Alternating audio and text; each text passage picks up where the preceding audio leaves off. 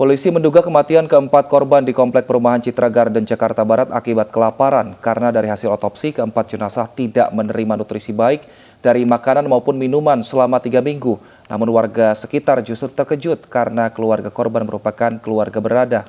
Untuk membahasnya lebih lanjut telah bergabung bersama kami Dr. Clarissa, spesialis forensik FK Undiksa dan tetangga korban. Ada Ibu Desi, selamat sore. Selamat sore. Baik, saya ke Ibu Desi terlebih dahulu. Ibu Desi, seperti apa Ibu mengetahui keseharian dari keluarga yang meninggal ini, Ibu?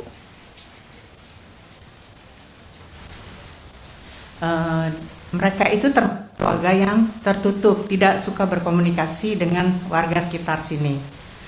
Saya kalau ketemu mereka itu, ketemu ibunya, kalau pas kebetulan ibunya mau ke pasar. Dia naik motor, terus saya tanya, mau kemana Bu? Terus dia jawab mau ke pasar. Udah, hanya sekedar itu aja. Ketemu di jalan pun kita ketawa, nyapa gitu loh. Tapi tidak pernah berkomunikasi dengan baik gitu. Ya, kapan hanya itu, jadi ya nggak ada komunikasi sama sekali lah. Baik, Ibu Desi, kapan terakhir kali interaksi keluarga korban dengan tetangga sekitar? Oh, sudah lama ya. Yang terakhir interaksi dengan kader Jumantik itu, dia terakhir komunikasi sekitar bulan awal Agustus. Awal Agustus dia masih kader Jumantik itu datang ke rumahnya, terus ditemui oleh suaminya dan nggak boleh masuk, jadi cuma minta tanda tangan aja. Nah, pada tanggal 19 September, kader saya tuh dapat WA dari istrinya bahwa dia kirim foto bahwa dia lagi periksa air. Nah, terus udah gitu dia bilang bahwa dia kamu nggak usah datang lagi ke sini karena saya udah kirim foto. Selanjutnya nggak usah datang, cukup tanda tangan aja, dia bilang begitu. Baik, tapi Ibu Desi, apakah memang keluarga yang meninggal ini berkegiatan seperti warga pada umumnya, seperti pergi bekerja di pagi hari, kemudian sore hari pulang ke rumah untuk beraktivitas, dan ini kan kalau kita lihat memang pagar rumahnya tertutup. Pernahkah mungkin terbuka 1-2 hari hanya untuk lebih terbuka kepada warga sekitar?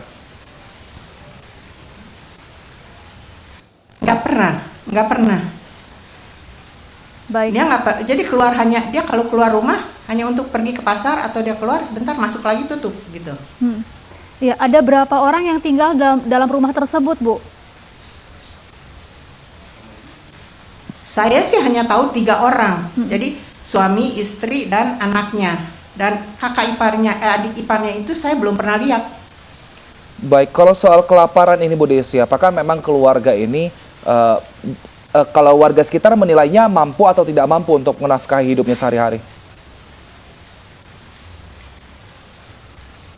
Kalau di sini ya, di kompleks ini semua rata-rata mampu gitu, nggak ada yang nggak mampu. Iya. Jadi untuk kalau sampai nggak makan itu nggak mungkin. Iya. Mereka juga punya kendaraan, ada mobil, ada motor. Ya.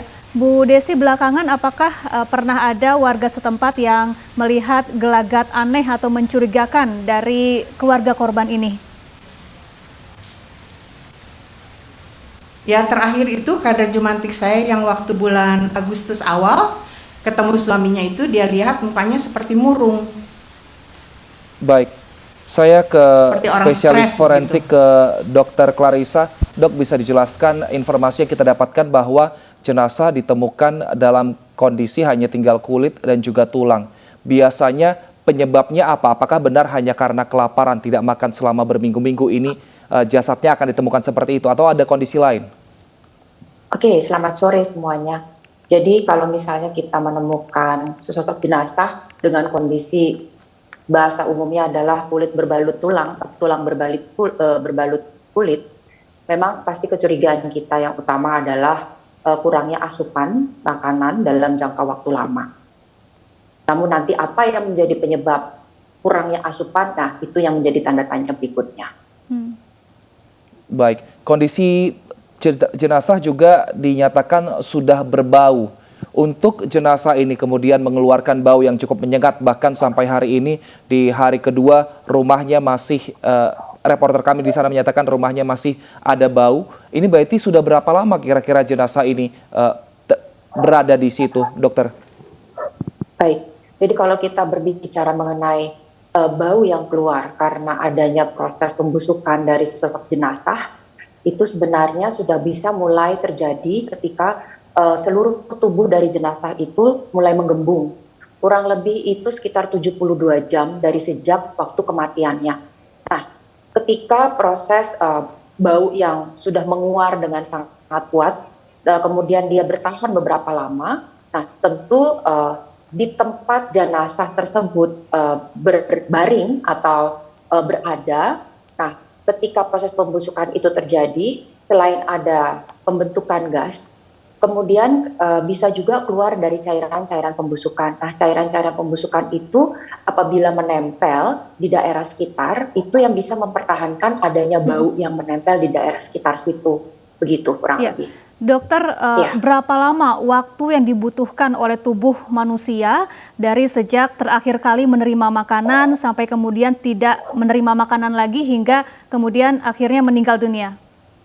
Baik, jadi kalau kita berbicara tentang sampai atau berapa lama seseorang akhirnya bisa meninggal dunia karena tidak menerima makanan, maka kita juga harus membedakan apakah hanya makanan saja yang tidak diterima atau juga tidak menerima minuman. Nah, kalau kita berbicara secara umum tidak makan, begitu ya, tetapi dia tetap minum, nah itu bisa bertahan, bisa dalam rentang waktunya itu kalau dia masih minum begitu ya, itu rentang waktunya relatif lebih lama daripada kalau dia tidak minum sama sekali, tidak makan sama sekali.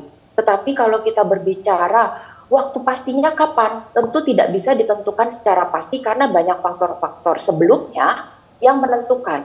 Nah, rata-rata ketika orang dikatakan meninggal karena kelaparan, dari laporan kasus yang ada itu berkisar antara 8 sampai 40 hari atau 60 hari. Baik. Itu sampai akhirnya seseorang bisa meninggal dunia, gitu. Baik, saya ke Ibu Desi. Ibu, tadi Anda mengatakan sempat bertemu dengan korban ketika berbelanja seperti itu. Artinya, kapan terakhir kali Anda melihat korban ini mungkin menenteng bawaan belanjaan? Karena ternyata tadi membutuhkan waktu sekitar 1 bulan lebih untuk kemudian orang ini meninggal dunia karena tidak makan. Udah lama sekali, udah lama. Kalau Karena memang dia tuh jarang sekali keluar dah. Apa yang dikatakan oleh Udah berapa korban bulan saat yang bertemu lalu dengan lah. ibu? Enggak, cuman ketawa aja. Sudah sejak kapan keluarga ini tinggal di rumah ini, Bu? Udah lama sekali, dari tahun 98 aja dia sudah tinggal di sini.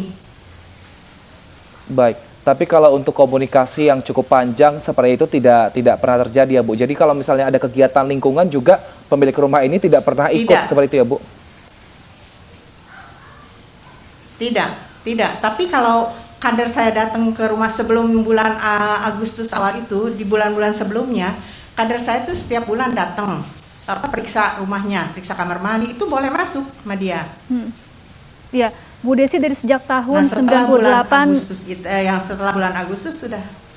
Baik, Bu Desi dari sejak tahun 98, adakah keluarga tetangga yang mengetahui apa pekerjaan dari keluarga korban ini, kemudian dari mana asal mereka atau aktivitas sehari-hari mereka?